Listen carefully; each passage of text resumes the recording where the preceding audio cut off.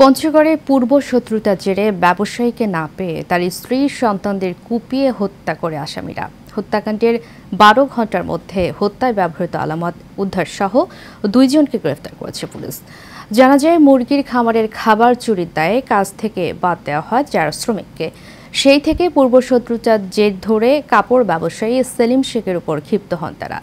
এক পর্যায়ে গত বুধবার রাতে তার বাসায় যান ওই ৪ শ্রমিক। তবে তাকে বাসায় না পেয়ে তার স্ত্রী ২ ছেলেকে ধারালো ছুরি ও বটি দিয়ে এলোপাতাড়ি কুপিয়ে হত্যা করে।